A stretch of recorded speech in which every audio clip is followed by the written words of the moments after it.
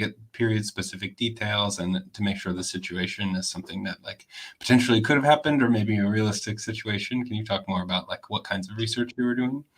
Well, there are scenes that I took from my experience with my mother and my brothers, but there are also, I mean, the background of the army, the way they took these kids is something that it can happen in several ways, and the outcomes are different. And depending on how money you have, on if you want to go or not, how they catch you.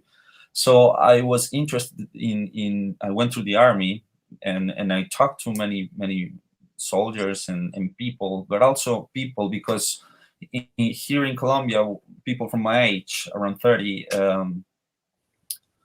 if you talk to them, they face that situation in a particular way. I mean, if you have the means, it's not a big issue for you. But in Colombia, there's a big gap between rich people and poor people. So it's when you don't have the money, you have to go through some situations. And also in the moment in the 90s and 2000 in Colombia, where there was a huge instability in the countryside due to the conflict.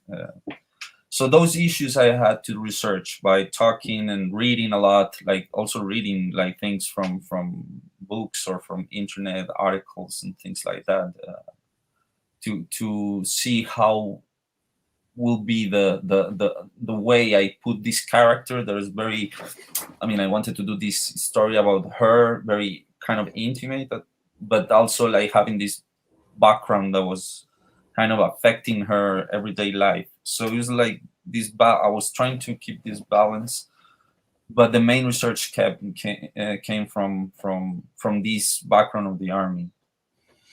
Yeah, I'm always fascinated by films that are about relatively recent history. The 90s were not, and early 2000s were not so far away. Is there something about that sort of tumultuous cultural moment for Colombia that you feel like speaks to our current moment, either globally or within the country today? Well, I thought it was something more personal for me. I wanted to do something that was important for me, and for me the 90s was the time when I grew up. It was like and also in cinema we don't have many films from the past in Colombia. There's not much history cinematic in cinema history, so I was curious about portraying the 90s as well. It's like even as a aesthetic interest to see how I could portray it. At the end, I realized it was very expensive, so I was like, probably was not a good idea. But I think in Colombia in general, we are such a particular place, especially to live, that any time has its own singularities. Especially when there's political backgrounds, because we've been through a lot of instability still now.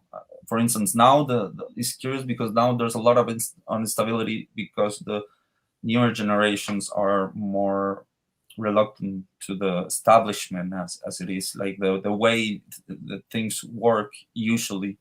Like people are fed up of that. So I think the film in a way kind of reflects on that, because it's something that's been growing a lot. So it could have happened. Actually, this issue with the army and going and being drafted by force is something that happened like 10 years ago. It still was happening, but I just wanted to put it on that particular moment, just because I was interested in that kind of looking for an aesthetic of the time. Yeah. You mentioned the sort of lack of Colombian cinematic history. I'm curious then about maybe any kind of visual influences that the film has. The film feels so classical, whether it's the 4:3 aspect ratio or just the close-ups, or even kind of the snappy script is almost feels this very classical back and forth, kind of almost rhythmic quality to it. Can you talk about any influences or any films that you watched? Yeah, sure. Actually, that was something I was trying to do. I was trying to to make a formal film, like a classical film that doesn't exist trying to put a Colombian film that didn't exist Yeah. in a way. But when we were researching about the 90s in Medellin, there was one director from Medellin. It's called Victor Gaviria. He's a director who made two films that were very important here in Colombian cinema. But it's just this director. He managed to make, and it was a huge effort for him and for his crew to make this film. But I was more, of course, I was trying seeing like this formalism. I was interested in directors like Kieslowski, for instance, that they have like a very formal, classical way of or portraying or the mise en scène. And so yeah, I was trying, and also to balance like this kind of a realism of the characters because there are non-actors. So it's kind of like that was my exploration, like taking these non-actors into the world of a universe of a classical or more formal cinematic experience, like Kieslowski or Bergman, something like that, a bit more classical. Yeah. Yeah, I would say the director that came to mind when I was watching it, and I think even in my programming notes I wrote Bressonian almost in the acting style. Yeah, it could be Brazilian in acting style. Yes. So I want to talk about the acting and maybe the casting too of the lead character, Amparo. She gives such a powerful performance, and it really is the kind of center and core of the film. I'd love to hear about how you went about casting her. Is this someone you were familiar with in the writing process? You mentioned she's not professional. I would love to hear about how she came to the project. Well, we had an amazing team of casting, like two casting directors in pre-production, like with a little army of assistants going around my city here in Medellin, Colombia, just looking for we call them amparos. So we were all around the city trying to see.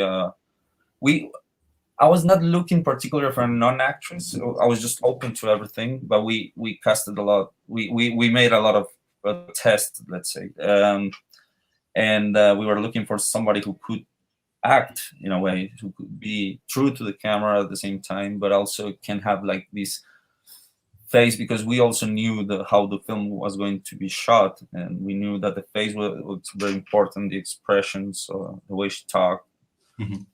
So we did a lot of tests, and at the end we had like 5 amparos through months, probably 8 months or so. And then we had to decide. I had to decide on 5, but it was like a tough decision for me because each of them was amazing. I mean, it's like their face would give a different texture to the film. Yep. It's not that it was going to be better or worse. It's just going to be different, So at the end, it was like a hard decision. And making a first film is like you're getting into this unknown world of understanding a future film. I mean, I think I learned a lot doing this film. So at the end, yeah, when I said Sandra, that's her name, will become. She was a bit afraid at the beginning. I think she didn't. Of course, she was a non-actress. She's a sales. She works in a shop selling electronics, things like that. And she was a bit nervous at the beginning, but it's kind of that she can act, but she doesn't. It's like. And then we went through a process of going through every scene on pre-production, seeing the scenes, the movements, and how the camera was going to move. And little by little, she became an actress. It's probably what I was thinking after making the film is like, also, that was one of the issues of Colombia, that there are many people who are not even able to choose what they want to do in life. So probably there are a lot of people who can be amazing actresses, and they don't know. Yeah, I imagine it's. I wonder if it's more of a challenge or less of a challenge to work with a non-actor for a film that has such a distinct style. You mentioned rehearsing with the camera. Do you know? Did your actors have a sense of what the film was going to look like? I assume they did because of the rehearsals had to have been in line with camera movements. Correct? Well, no, they it's difficult for them to know how the film is going to look at the end, because it's not a very traditional way of shooting a film, like but and I had a lot of issues with secondary characters, because it's difficult to tell them that you're not going You're not going to be in the frame. yeah. So it's very difficult. It's like, I want you to act on this film, but you're not going to be in the frame, and they want to see themselves. Of course, yeah. So it was very hard. That part was very difficult to tell them and to show them the film. But I mean, it's a process that you go through it. You just have to be clear with that. Yeah. Mm-hmm. I'd love to hear about a little more about the development of the visual style. You mentioned you want this classical, like formalist look. Your film Madre was also very close-up focused on characters, but was shot in a wider aspect ratio. I'd love to hear about the decision to go 4:3 and the decision to just staunchly stay on Amparo's face for nearly the entire film. Well, this is just something Juan, who is my cinematographer, Juan Sarmiento, who is also the producer together with me. We are the producers of the film. We've been working with the shorts and now with this feature, and we kind of give a lot of attention to the aesthetics, to the mise en scène, the way it's put. So we start going into this way of shooting from Lady Madre, these shorts, and now in Amparo, like to be closer to the character and give a lot of meaning to the off-screen, and we develop kind of ideas of shooting and to give importance to the character. And that's how we've been developing. I think in Madre we start seeing this, then we decided to go a bit closer to her, and but also it was something like, for instance, budget wise, it was better for us to be close to her, because we don't have much money to show the city, because the city has changed a lot. So to show the 90s was more expensive. So yeah, a lot of reasons to do that. Yeah, so practical reasons in addition to there's also practical reasons, of course. Yeah, I'm curious about the edit. The film feels so tightly scripted, and obviously that goes down to the camera movements and everything. I'm wondering how much of it was already shaped when you went into the editing room, and how much of the film's it has this kind of centrifugal momentum constantly moving forward. How much of that was found in the edit? Well, I think this way of shooting is in editing is more watching than just going cut.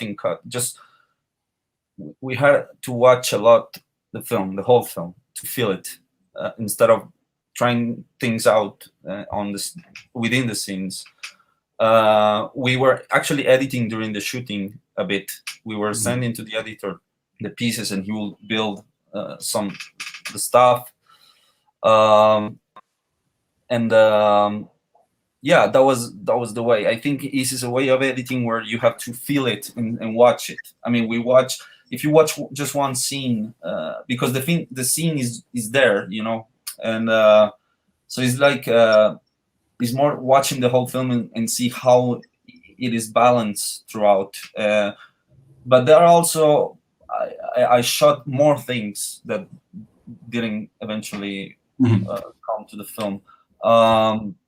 So the ways that change the story. So there was a lot of things like that, not like trying to change a lot the scene, but to feel the whole film, how the story will develop, and what we already had during the shoot. And also we did a lot of sound editing as well. There's a lot of sound editing in the film. Yeah. Great. I want to finish up by being sort of a conduit for the young filmmakers out there. You've made these excellent short films. I consider you a master of that form, the short form. Transitioning into feature, you mentioned you learned a lot on this film. Can you talk about making your first feature film and sort of what you learned through this process? Maybe valuable takeaways that other young filmmakers might be able to learn from too?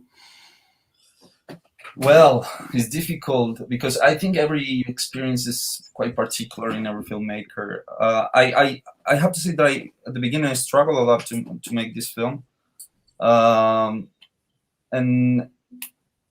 probably I thought a lot. Probably is just like my only advice is just go for it. I mean, you just have to do it, because you find your own ways. You will explore. I mean, I learned a lot doing this film. I I mean, from because now I've seen the film so many times, and I can say like this is I see every detail, and how could I be different, and how could not. But at the end, the experience I had making this film, it was so great. It took me so long to make it, but it was so great and important for me, not even as a filmmaker, but as a human being. I mean, in my life.